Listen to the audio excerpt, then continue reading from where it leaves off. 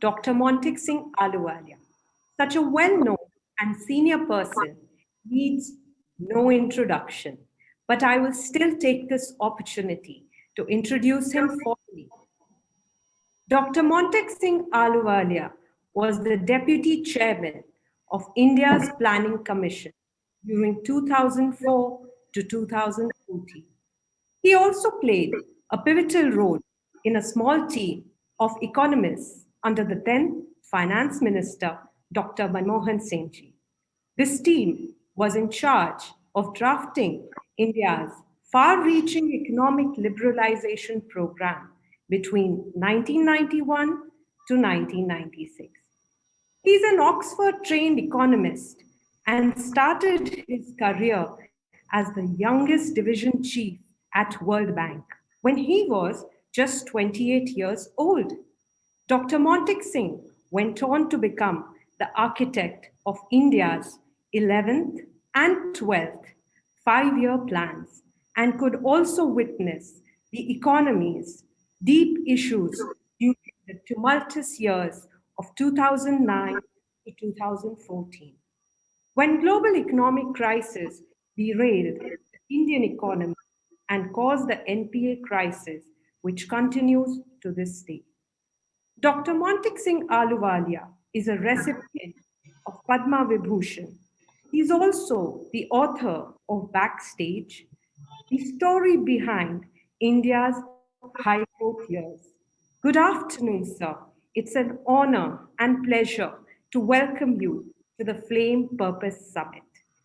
Since the theme of this summit is purpose and your journey has been very inspiring, I would like to start this conversation with how did you find the purpose of your life and how students from this generation can find their purpose or calling? Over to you, sir. Well, thank you very much, Jaslene ji, for inviting me. It's a great pleasure to join you in this session at Flame. Um, you've asked a very difficult first question, and that is the purpose of one's life. You know, even at my age, and I'm now 77, you should keep asking that question: what is the purpose? And I think the purpose changes over time. But let me rephrase it in a way that might be more relevant, perhaps, to the younger audience, which is really, how do you decide what to do? Because in one sense, the purpose of your life is what you should be following. And I want to make 3 or 4 points. One, I was very lucky because I really wanted to be an economist and to have some impact on policy. And I think on the whole, I've been very lucky. I was given lots of opportunities, and I don't think I'd want to do it any differently. But your world is actually going to be a very exciting world. I mean, remember, when I started working, the Indian economy was growing at a very, very slow pace. And a slow pace means a very slow rate of structural change. For example, if the economy is going at 3.5% or something like that, and the population is growing at about 2%, then the per capita income of the country is only growing at 1.5% or something like that. And at 1.5%, it takes approximately 35 years to double per capita income. And structural change in a society comes when per capita income doubles, not total income. I mean, for example, you could have double the population and double the income and exactly the same per capita income. The second society would not be structurally different from the first. It's when per capita income goes up that structural change takes place. And when I entered the labor market, you might say, we were a very slow growing economy, and the doubling was something that at best would have taken place in 35 years. You're currently going through a very sharp contraction, but I don't think that is the future of India. Taking a longer time horizon, we have grown at 7.5% over 10 years, little more than that during the UPA regime. And hopefully, when we get over this COVID crisis, we should get back to something like 7.5% growth rate. Now, population growth has also slowed down. So population is now growing little over 1% at most, or about 1%. So essentially, 6.5% really means per capita growth really means that per capita income will double in something of the order of 9 or 10 years. So, you are going to face structural change, which is roughly 3.5 times faster than my generation.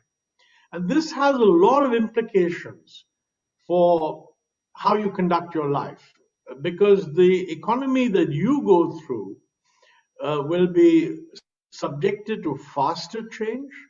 And I think your own options are going to be wider, and therefore you'll have much more flexibility.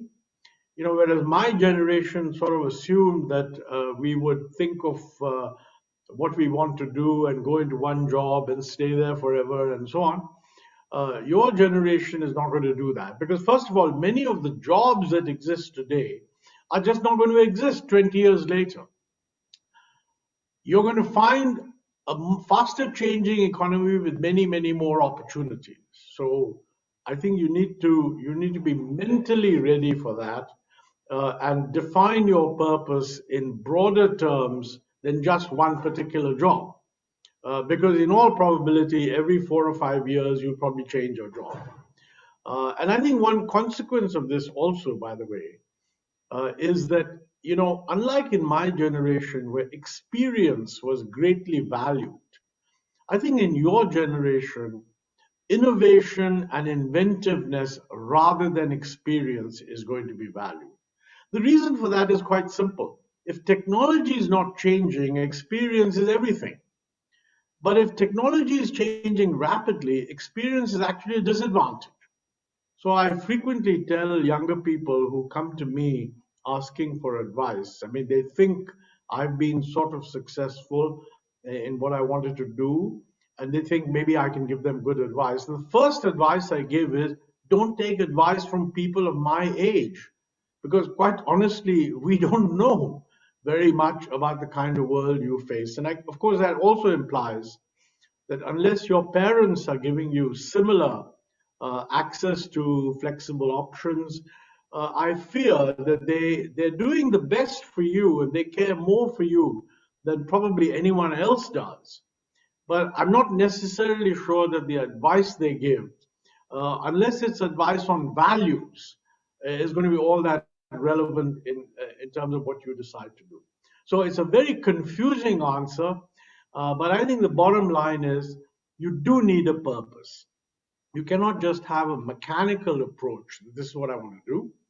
But please keep in mind that as far as possible, the purpose should be at a higher level of values and not so much, this is the job I want to do. That part is also essential, but once you're clear about the values, that will come. Don't know if this helps, but that's I think what I would like to say on this subject. Sure, sir. It's really wonderful and inspiring words for the students. And I would like to now shift gear. You just mentioned about contraction in the economy. So, one question that is looming on everybody's mind, do you expect a V shaped recovery in the economy? Well, I think all the guys who make predictions have many different alphabets to choose from. There's the V-shaped, sharp decline, sharp increase. There's W-shaped, sharp decline, bit of an increase, decline again, then up. L-shaped, which is a big decline and completely flat. Then a kind of a very wide U-shaped. I think I would choose the alphabet K, because the alphabet K kind of has two arms, one going up and one sort of going down. And I think we're in a mixed position right now. I mean, I've said this on many different occasions, so let me be very precise. Number one, the economy is certainly recovering. I have no doubt about that. We had jumped off a cliff in the first quarter of March, the first quarter of this financial year, because of the lockdown, which was necessitated by the pandemic. The economy tanked. The economy is now climbing back. So if you say, is there a recovery? Yes, there is a recovery. We haven't stayed down and flattened. We are recovering. Is this a V-shaped recovery? That means, is it quickly going back to normal? Now, that depends on what you think is quick. I think it's a gradual recovery, but it's certainly a recovery. However, different sectors have been hit differently. So if you look at one concept of sectors, which is production sectors, it's quite clear that manufacturing is kind of recovering. It hasn't got back to where it was in the year 2019-20, but it's coming back to it very close, with one or two maybe showing a little bit higher growth. Many of what are called the contact industries, where you meet people and you interact with them, they are in deep trouble. Now, I have in mind, for example, hotels, restaurants, air travel, even train travel, bus travel, tourism, uh, retail shopping in malls, etc. That is really going to take some time before it gets back, because particularly since digitalization is giving people the option of doing things offline. Now, I realize this is only for the top 10% or so, but still, they were the ones that were driving a lot of the business on malls and so on. I think these sectors are badly hit and will continue to be badly hit. The other, for a while, small scale industries have been badly hit and they will take some time to recover. I think the employment situation is bad in the sense that the data that we have from the CMIE shows that there was a huge increase in unemployment in March, April. That declined again, and somewhere around September, the unemployment rate, as measured by this index, came back to pre COVID levels. But the difference was that the participation rate had dropped. So, unemployment is usually a percentage of those seeking work. But if the participation rate has dropped, so some people are just not seeking work, then you might say the employment rate as a percent of the working age population has gone down, even though the unemployment rate amongst those seeking jobs may have come back to normal. And the other side of that picture is that in December, even that rate has gone up. So things don't look good on the employment front. Behind the aggregate numbers is again a sectoral difference. Rural employment seems to have increased and urban employment has gone down. Most of the decline in urban employment is not formal employment, but informal employment. This could be people employed in the small scale sector who have not actually, the sector hasn't recovered. It could also be the contract labor in the formal sector, because the formal sector employs almost half the labor in formal sector is actually contract labor. It's not in, it's they're not formally on the books of the company. And companies facing problems have basically shrunk their costs. So you find there's a big improvement in revenues compared to the low point. There's an improvement in revenues, but the improvement in profits is much more than the improvement in revenues, which can only mean that costs have been cut, which is what a sensible firm would do. Because if it was used to thinking of 6-7% growth, and suddenly it finds that it's gone into a contraction, it get rid of such costs that it can eliminate, and labor contractual costs is amongst the first to go. So that hits employment. So it's a mixed picture, and that's why I say K-shaped recovery. I mean, those in the formal sector who were wondering, does this mean that life is going to be miserable forever? They see lots of signs of hope.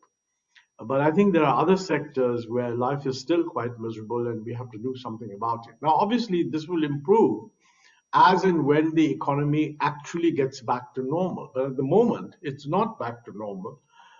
It will do that maybe in the course of the next year. So, continuing on the similar thought, uh, can infrastructure spending help? Because what we have been observing is public sector banks are barely capitalized. They're being infused with 20,000 crores of capital, recapitalization bonds. And with banks kind of remaining out of the equation, will the onus entirely lie on the government to bear the cost for the next set of infrastructure projects to probably boost employment, probably help through enable demand? Because the worry also remains is when the capex cycle is going to start, and by when do we expect to see some kind of traction in this? That's a very good question. Let me say that, there's no doubt whatsoever for the medium term that the revival of investment in infrastructure is absolutely crucial. Uh, our infrastructure is not up to the mark. In the 12th plan, we had emphasized that we need a big increase in infrastructure investment as a percent of GDP. But because of the problems that arose in the last couple of years of the UPA with growth slowing down and lots of projects getting stuck, we were not able to achieve that. And I don't think that after the change of government in the last 6 years, we've actually achieved very much in terms of infrastructure investment. The desire to increase infrastructure investment is there, but I have not seen the most recent data. And most of our data do not give separate information on infrastructure investment. We had started doing that in the Planning Commission, but I don't think it's been updated. However, while there is a complete agreement across political parties and certainly in the government even, that we need to increase infrastructure investment. And there have been some progress in things like roads, where I think there's been a definite pickup in the rate of implementation. Across the stream, it's actually still rather low.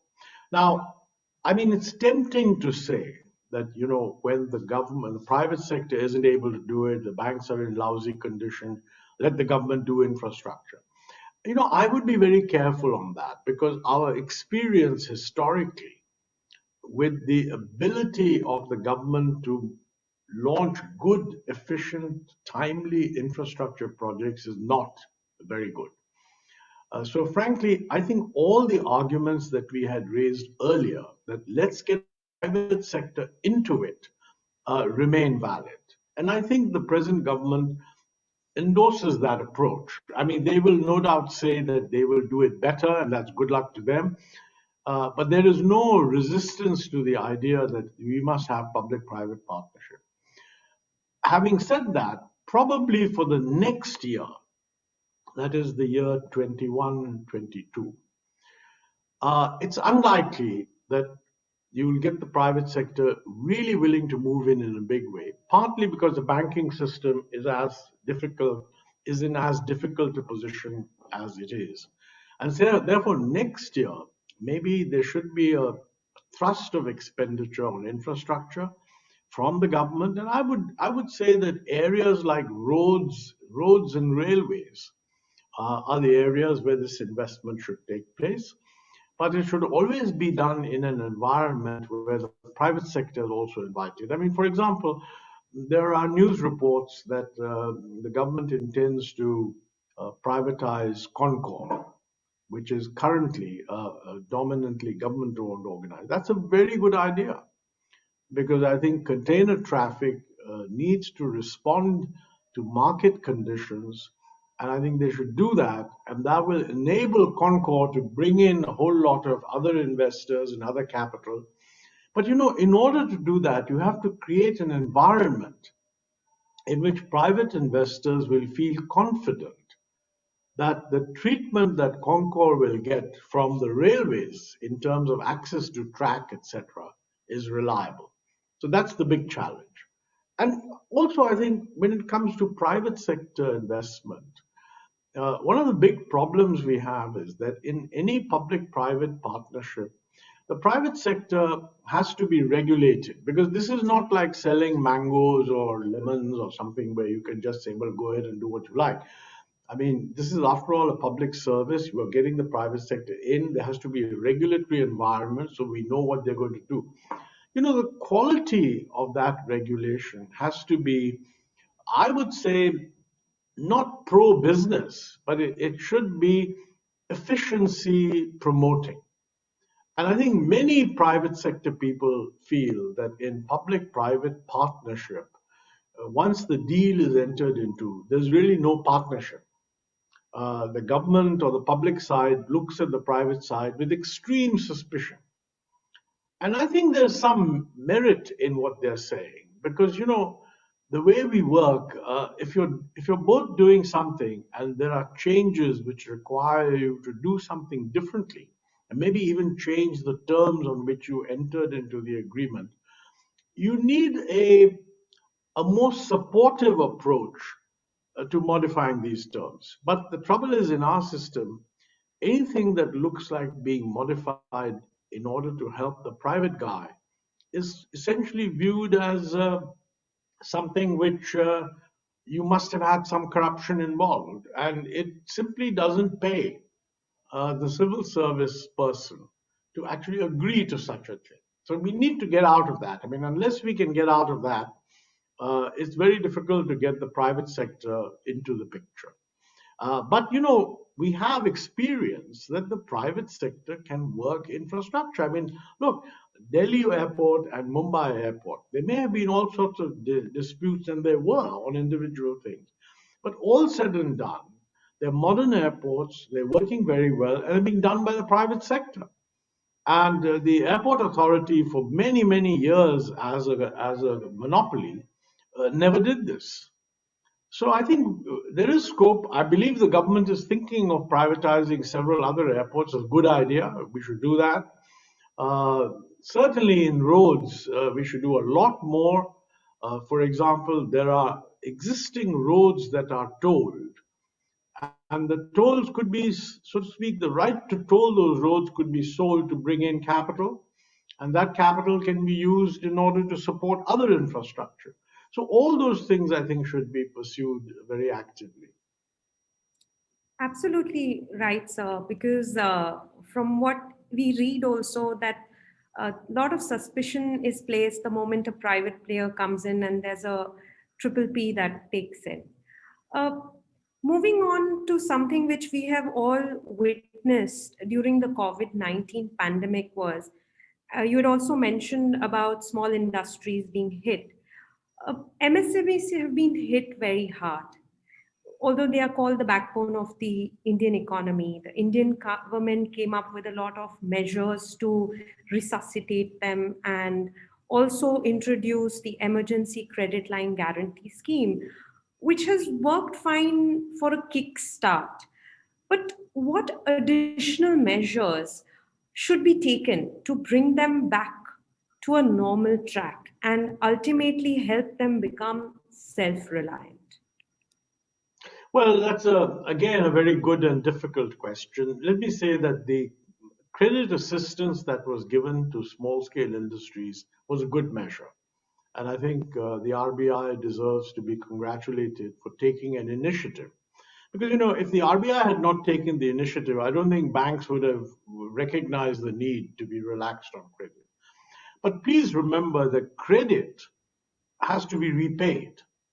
So while we've given them more credit, the ability of these businesses to repay the credit is going to depend on whether they can become productive when this credit line needs to get repaid. And that is going to depend on two things. One is what happens to the growth rate. You know, For many years, we had a growth rate of 7.6% or so. Certainly, that was the average during the UPA period. In the first 3 years or so of the NDA government under Prime Minister Modi, we had a similar sort of growth rate. It picked up from the low growth at the end of the UPA, and it looked as if we were moving ahead. But then after 2016, that growth rate has dipped again. And before the pandemic, the growth rate of the economy was only 4.2%. So the question is, you have a lot of small scale industries that have historically got used to growth, let's say at 7% or something like that. What is the growth we're going to have after we recover?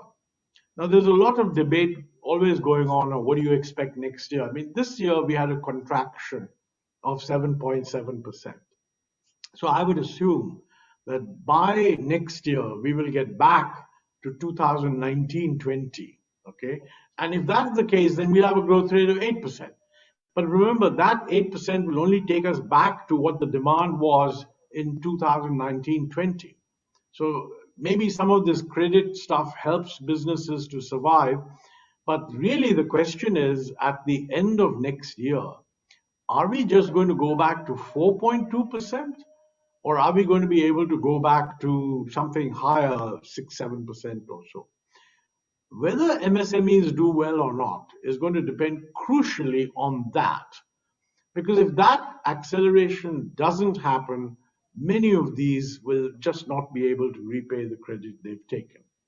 I think there's also another factor which is kind of difficult.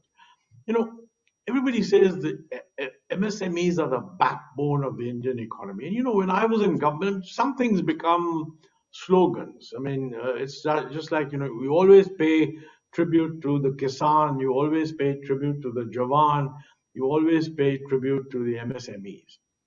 If you were to ask yourself, does India have a strong MSME sector which is driving the growth of the economy? The answer is no. It's not the fault of the MSMEs. We have not created an environment where these could become strong. Actually, we have a very large number of very small units providing a very low quality of employment. So really what we need in the MSME sector, in order to make it the backbone, is that we need it to become the larger or the more efficient. They don't have to be the larger. The more efficient units among them have to grow much larger than they are. I mean, it's ridiculous to have very large numbers of units employing 10 people. We ought to be having many more units employing between 100 and 500 people. Now, if we were to succeed in that, we would create a strong MSME sector. But the consequence of that would be that the expansion of these units would actually displace a very large number of small units which just would not be able to compete. Now, there are institutional changes taking place which encourage this process. I mean, one of them is obviously digitalization. The other is things like the GST, the use of digital comparison, so you can't escape taxes very easily. These are all good things. But the net result of these good things is that a lot of very small MSMEs will just disappear. That doesn't mean that employment will disappear. The MSMEs that expand will generate employment. But a lot of people who thought they were owning small enterprises will just have to go and become employees of other enterprises. So this is going to be a painful process. And I don't blame politicians for not emphasizing it, because, you know, one of the problems with politics is that when you stand before 1,000 people, you cannot stand before 1,000 people and say that, by the way, the way of life that you've been used to is due to change. Now, we know that India cannot rise from the bottom of the middle income range to the middle of the middle income range without these structural changes. But the problem is that we don't actually know which are the enterprises that are going to benefit. People do not know which are the enterprises that will provide jobs. But they're certainly not happy with the picture that the enterprises that provided them jobs may not survive. So quite frankly, I don't know how you can put this across. If you're a politician, I don't know how you can put this across. This is really where politics has to somehow communicate with people. You know, the simplest example I would give you is that suppose you have a worker, a person working in an existing low technology small scale unit, and you tell him that, I'm afraid you can either re skill yourself in order to get used to working in a different unit, or I'm afraid what you're doing is going to get phased out. He would obviously be quite miserable. But on the other hand, if you also told the same person that the changes in the economy are going to make it possible for your child, who, I mean, in an earlier generation would just follow what you're doing, maybe to become a software engineer. And that would be a huge improvement in economic prospects for the family. You can have a situation where a family's prospects improve hugely because the children do so much better. Although the prospects of the wage earner himself do not improve. I mean, look, Siraj Siraj, our cricketer, who is now a national hero. I mean, his life has been transformed by new opportunities, but his father remains doing the relatively humble things he was doing. So I think we need to think of economic transformation as providing many such opportunities to young people. And their parents, rather than looking at what's going to be done for them, have to look at what is the set of opportunities that are opening up for the family. So, going back to your middle and small scale enterprises, I personally think, we need to recognize that we have too many very small, very inefficient enterprises. We should certainly not do anything negative to them. It's wonderful that they're there providing employment, but we should recognize that if the rest of our policies succeed, then the better small scale enterprises have to grow to much larger size, and we have to have far fewer of the small enterprises. And I think policy, in order to achieve that, there are many supportive things we have to do. One of them is better infrastructure. Another one is better credit. A third one, through both banks and non-bank financial institutions. Yet another one is much better education and skill provision for the labor force. And I think giving access to these enterprises to connect with the broader economy, both nationally and even internationally. And I think that is really what we need. We need a measure of whether the small scale industry is transforming structurally to become the real backbone of the Indian economy. I don't think at the moment it is the real backbone of the Indian economy, but it's a very important provider of essentially low quality employment. Since nobody else is providing employment, this is very valuable. So true, sir. Because employment is required, and secondly, transformation is also the need of the hour. Now, moving on to another concern that has been pressing for a lot of people is uh, when we talk about the export oriented sector, what we've been seeing is that we have lost our dominant position, especially steadily to countries like Bangladesh and Vietnam over the past few decades, specific to certain segments. And although the government has tried to introduce numerous initiatives to revive them, set them up, and probably also attract private equity investment into the sector, what set of policy changes and implementation mechanisms are required, not only in the this export sector per se, but also other allied sectors, such that it helps them revive and also stand on its own two feet? I'm afraid I've lost the screen at the moment.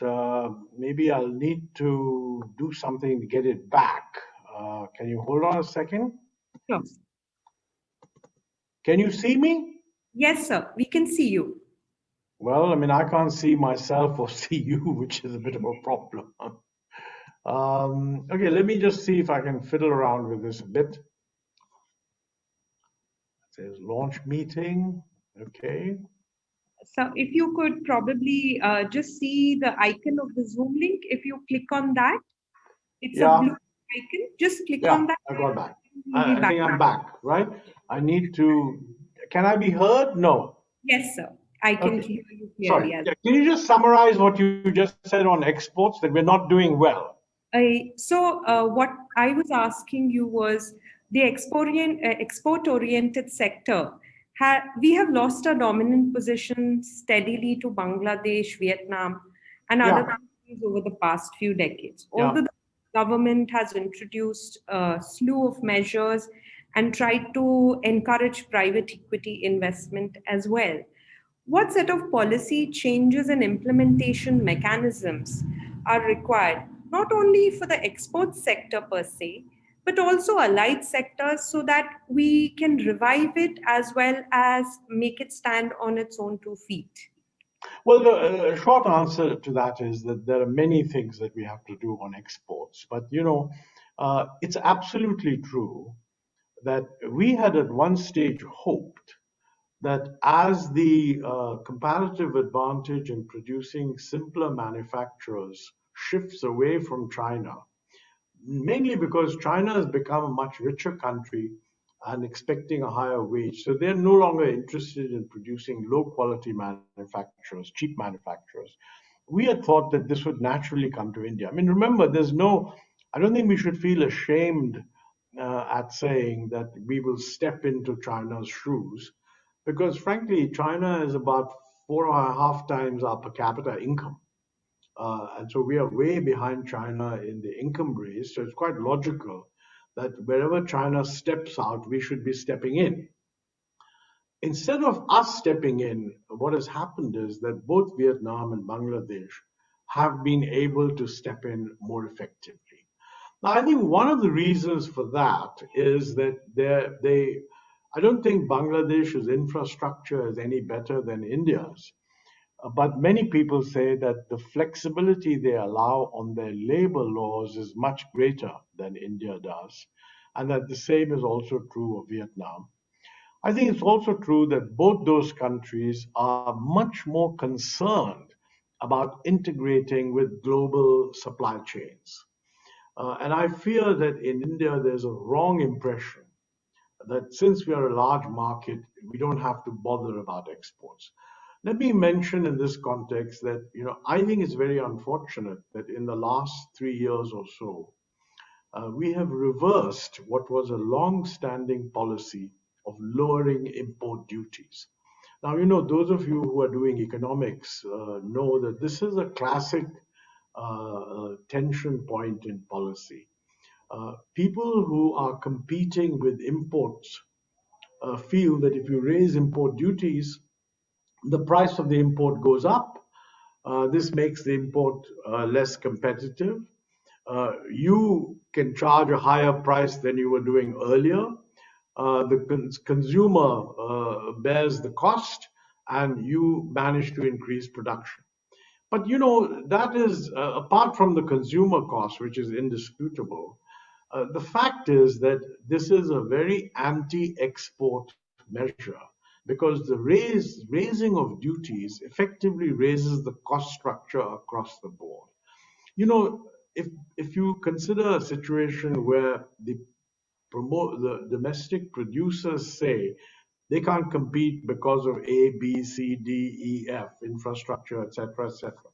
All those constraints are also applicable for exporters. So when you raise import duties, you take care of the problem of those fellows who are competing against imports. You do nothing to help your exports. So this was why in 1991 we had decided that we are going to reduce our import duties because high import duties are anti-exports. And frankly, I think that was one of the great successes of that particular set of reforms because the Narasimha Rao government, which started it with Dr. Manmohan Singh as the finance minister, was succeeded by the United Front government, which had two different prime ministers, Devagowda and Inder Gujral. And that government included the Communist Party of India as one of the coalition partners. But nevertheless, that government continued the policy of lowering import duties, recognizing that this is the right thing to do. They were succeeded by the Vajpayee NDA, and that government endorsed those policies. I mean, Yashwant Sinha said in Parliament that I am going to bring the import duties should be brought in line with East Asia, and that's what we should do.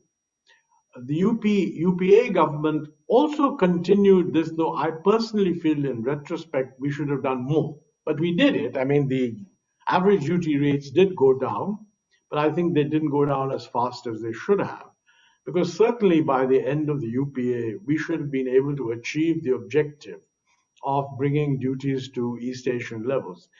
In a way, the reason why that went off the radar was that growth was so good. I mean, during the 2000 period, at one point until the global financial crisis, the growth rate in India was 8.3%. So, when growth is doing well, I mean, all the fellows who are pushing for certain policy changes are also told, look, cool it, what's the problem, we're doing so well, etc. I think what has happened is that after the end of the UPA regime, the new government came in, and somewhere beginning in 2016, no, let me step back. When the new government, the NDA government under Prime Minister Narendra Modi came in, among the first things that was done in the Niti Aayog, which replaced the Planning Commission, under the vice chairmanship of Arvind Panagriya, a very distinguished trade economist, said that we should reduce. He absolutely endorsed the strategy that had been followed. He said we must reduce import duties, we must lower them to an average of no more than 7%, which really meant that where duties are very low, you can raise them, but all the high duties should be brought down. Now, unfortunately, that advice does not appear to have been accepted. And for the last 3 years, we've been raising duties. And already you are seeing a lot of lobbying because, the moment you leave yourself open to consider raising of duties, any producer who feels that he needs some support will argue for higher duties.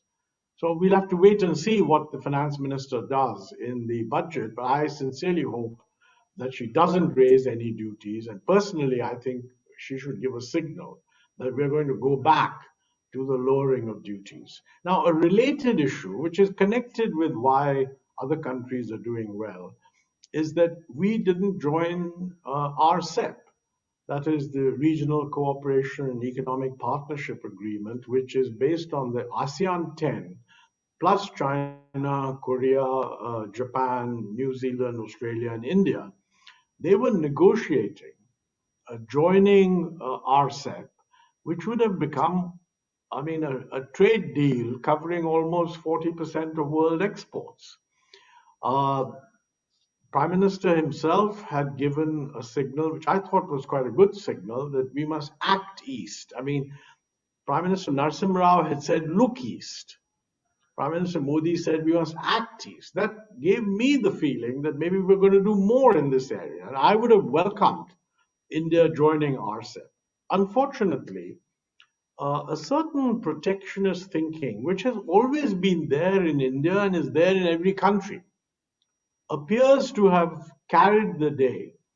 And the government has simply decided not to join RCEP. Now, fortunately, the issue is still open because the other countries desperately want India in. Remember, they are as nervous about China as anyone else. China is going to become the world's largest economy in about another 3 or 4 years. So, in one sense, having the Chinese market in RCEP is a source of strength. On the other hand, China does create worries because it seemed to be authoritarian, non-transparent, too strong, and maybe willing to use its both economic and military muscle a little too much. So other countries are wary of it, and they would be very happy to have India in, because then, we would carry some weight in the RCEP decision making for the future. Now, it's very difficult to convey an image to external investors and people building global supply chains that India is interested in participating in this. Although I might say the Prime Minister very rightly has said he wants India to become part of global supply chains. It's very difficult to persuade people that we are serious if we are raising import duties and refusing to join RCEP. You cannot be a member of a global supply chain unless you run a regime with low duties. I mean, the whole idea of a global supply chain is that you import what is more efficiently produced elsewhere, perform the functions that you are better at performing than others, and re-export the product with value added. Now, unfortunately, too many people are giving the signal that what we want is to reduce imports at all costs. I mean, that is completely incorrect. And I hope that the government will recognize that these policies actually contradict stated objectives which have been enunciated at the highest level. Now, if we can do all this, including, let me say, including improve our domestic infrastructure massively, improve our procedures. Frankly, our procedures are very anti-export. Compared to virtually any other country, we are adopting procedures that are hopelessly out of date. In 1985, Prime Minister Rajiv Gandhi said in Parliament that we are working with systems that are 10 years out of date, and we cannot possibly compete with others unless we change those. Now, in 1991, he wasn't able to make too many changes. He did something, but it was all incremental. In 1991, we took one big series of steps. But, we need to do a lot more. And I think on exports, we have to be very clear about one thing. Are we interested in exports or not? I mean, for example, the present policy dictate seems to be that we are interested in cutting imports, but nobody's saying we're interested in exports. So let's be a very clear signal. India cannot develop at 7% per annum without a much better export performance. And remember, the liberalization succeeded because between 1991 and today, the export share of GDP has almost doubled. So it's not as if our policies were not working, they were working. The export share of GDP is now going down. Now, I think we should address the question that maybe this closing off of the economy is beginning to show negative effects. So we need to do that. We need to massively improve our procedures for exporters. I think we need to show the signal that we are interested in integrating with the world by lowering customs duties. And I personally think we should join RCEP. Remember, historically, we have been suspicious of regional trading agreements because we've said that everything should be done multilaterally. But let's face it, the world has changed. The world does not seem to be nearly as committed to revival of multilateral trading rules as it seems to be to revival of regional trading blocs. The US and North America will be one trading bloc, Europe will be another trading bloc, and East Asia is the other trading bloc. Now, does anyone think that India is going to be outside all of these trading blocs?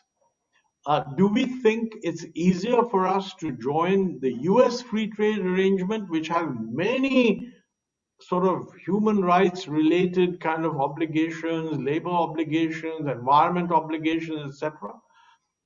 I'm in favor of devoting a strategy which says, look, the world's going to be now consisting of three trading blocks. What is our option? Option one, we go it alone.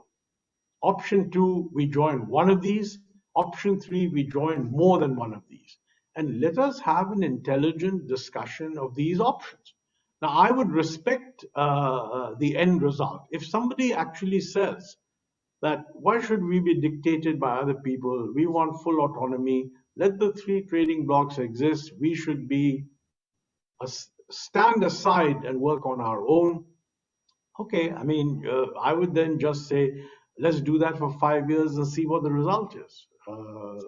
But my own view would be that we cannot keep pretending that we will revive world trade. I mean, remember, our share in world trade is only 2%.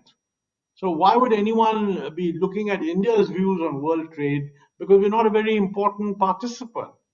But we should be saying that let's join the bloc where we are the most logical member, where the majority of the countries actually want us in. That is RCEP. And let me say that in future, it's quite possible that RCEP will tighten up its own kind of rules in order to move towards the kind of things which, let's say, the new American administration might want.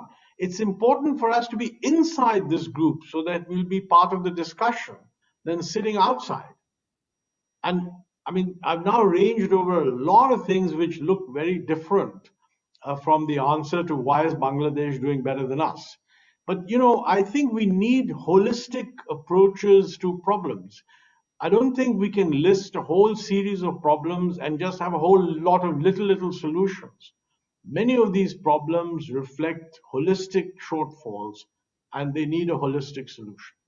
Sorry for taking so long, but I really felt I needed to say all that. Not at all a problem.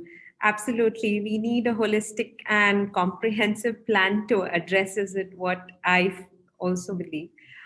We already have a few questions lined up from the audience. Probably one is rightly related to what you were just talking about. Uh, this is by Mr. Piyush Savkare. He's asking, how can Indian businesses use the geopolitical situation to their advantage? Well, I think that you give business a clear signal that, look, don't expect too many subsidies, but do expect support of a sensible kind.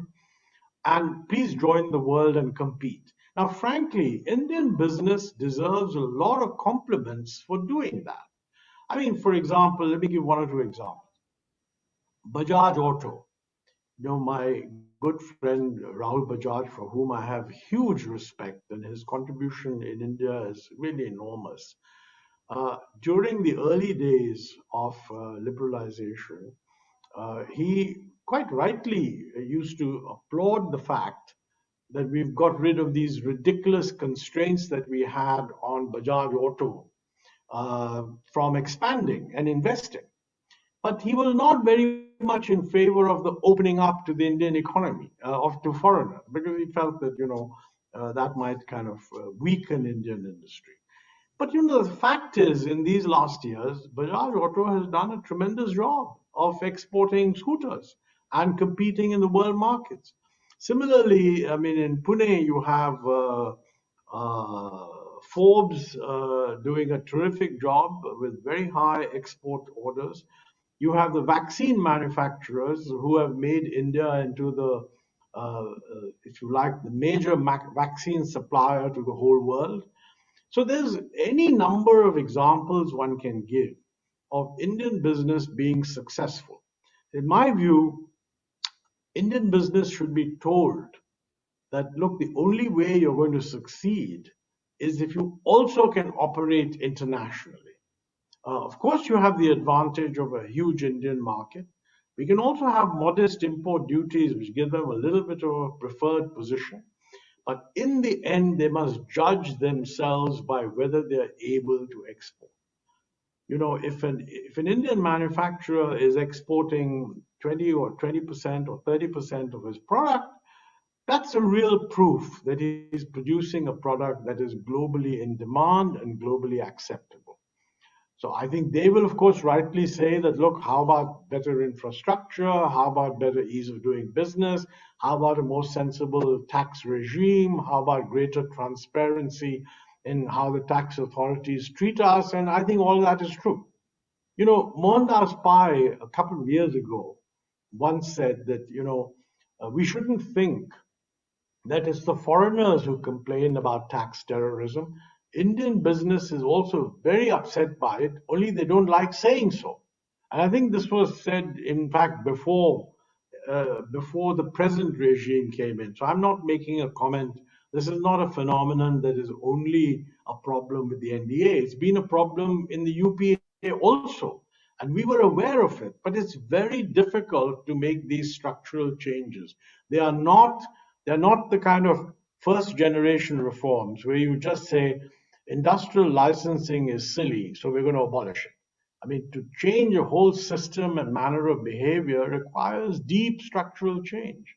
The legal system is another one. I mean, we're running a system in which almost any straightforward legal dispute can take approximately 20 years to resolve.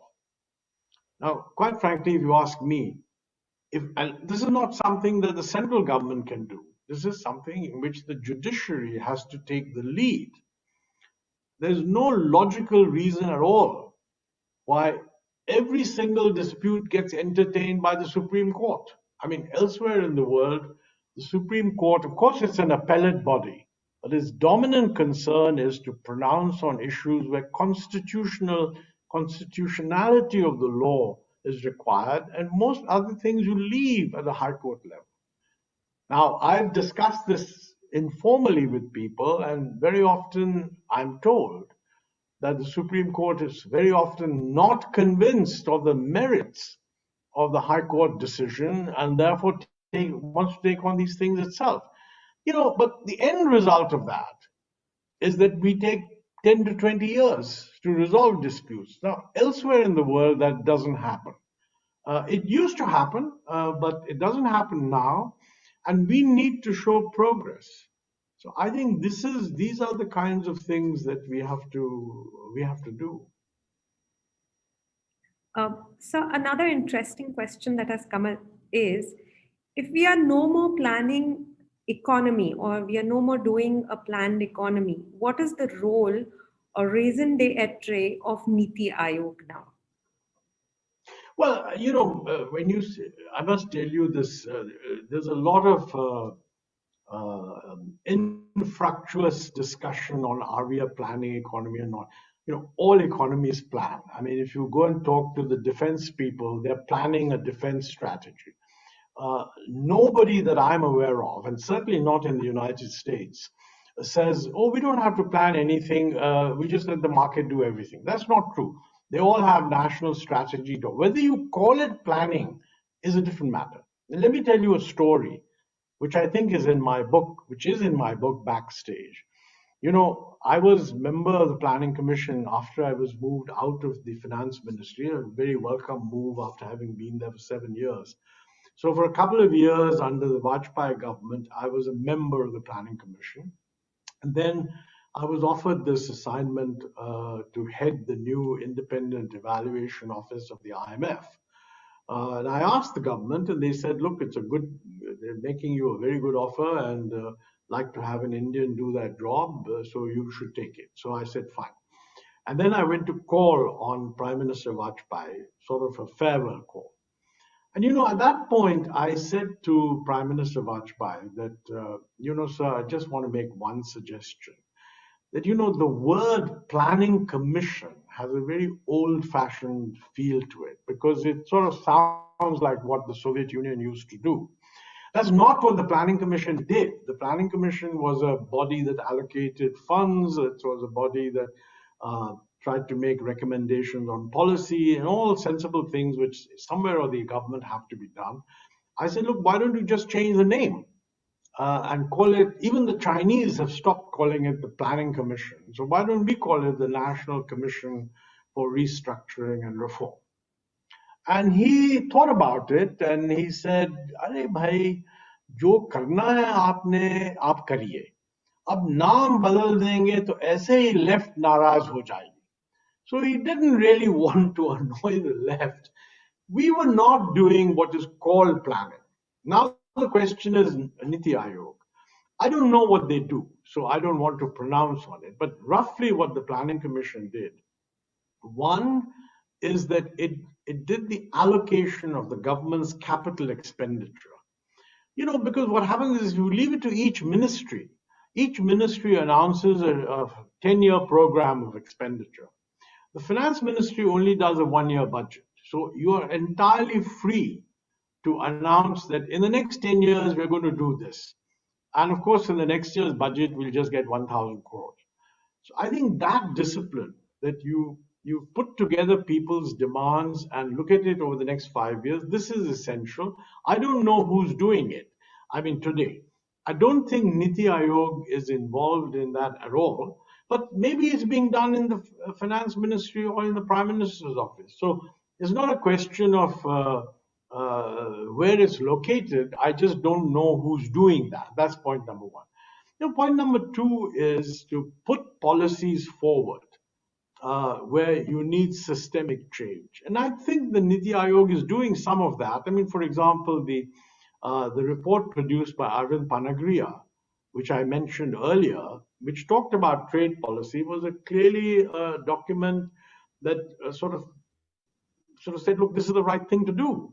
That was not done. Now, I don't think Niti Aayog has produced a comparable national document. I don't know, for example, whether they think that what is being done in terms of rising import duties is a good idea or not. So I do think we need somewhere in government a forum where policy options are considered and not just articulation of policies and supporting them. And that is also a role. When you've articulated a policy, somebody must support it. But I think you need critical evaluation of options. Every objective, most of the objectives we have are good. I mean, we want to double farmers' income. We want to reach $5 trillion of economy. We want to provide education for our children. We want to provide universal health and all of that. But the question is, what are the policies that are needed to achieve those objectives? And some of that relates to government programs, spending money. And how do you do that? Is some way of running the program better than another way? Should it be centralized or left to the state governments? These are things that are options which I don't know if Niti Aayog is doing it, but if they're not doing it, somebody should do it. It doesn't have to be Niti Aayog. Maybe you can have a separate unit in the Prime Minister's office or the Finance Minister. But since I don't know exactly how it's being done, I don't want to comment. But those functions are very important. Okay, so we have many more questions, but due to a slight paucity of time, we are overshooting it. I'll take up the last one. The question is being asked by Mr. Mohit. You talked about the lower income strata, youth having the power to change the fortunes of the family by riding the growth opportunities available today. How will this play out for the youth who have already experienced fortune growing up in middle and upper middle income group families? What would you advise these young men or women? Well, I mean, if young men and women growing up in middle class families have tremendous advantages, much more than people of my generation did at the same stage. So the logical consequence of that is that they have many more options. The disadvantage is that whereas in my generation, I mean, most people thought that success meant doing one or two different things. But I think for the present generation, it may well mean doing a startup. I mean, the data show that a lot of the pace at which startups are taking place in India is now quite impressive. Um, we're going through the change of the new digital economy. Many things that were done several years ago are now gaining momentum. The telecom revolution, the identity through Aadhaar, the India stack, flexibility in financing, new payment systems. These are parts of the economy that are actually booming. And there are many, and in looking ahead, and this is going to be partly a consequence of the COVID experience, the ability to do things remotely is going to be much greater later than it is today. I mean, after all, this Zoom lecture is an example of that. You're all probably sitting around in your homes looking at this on a laptop. So I think that the youth of today, the one thing I would say is that uh, don't judge the prospects open to you by the formal sector jobs that you may be able to get. Look at the broader range of opportunities and experiment a little. I think this is easily said, and I recognize that this is also something that may create insecurities. But I fear that a rapidly changing world will mean more uncertainty. So I think the youth have to recognize that there is uncertainty, but uncertainty also means that, if you follow a particular path, you could either luck out big time or you could lose out big time. The main thing to do is when you're losing, get out of it and try something different. It's easier said for me because, after all, that's not how I ran my life. I mean, I took a job and was in there for 10 years. Then I joined the government of India and I was there for 20 years.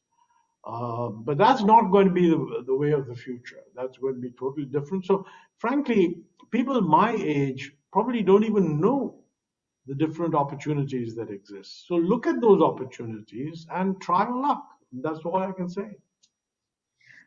Thank you very much, sir. You have uh, actually addressed each and every question elaborately and in a stepwise manner. Uh, with this, we come to an end to this wonderful and insightful conversation about the possible path of economic recovery for our nation, the various steps that could be taken, and what path we need to embark upon going forward, especially in the coming months and a few years. It's always been a pleasure to listen to your pearls of wisdom. I'm humbled and honored to hold this conversation with you, sir. And we sincerely hope that we will be blessed to host you again on campus in the near future. Thank you very much, sir.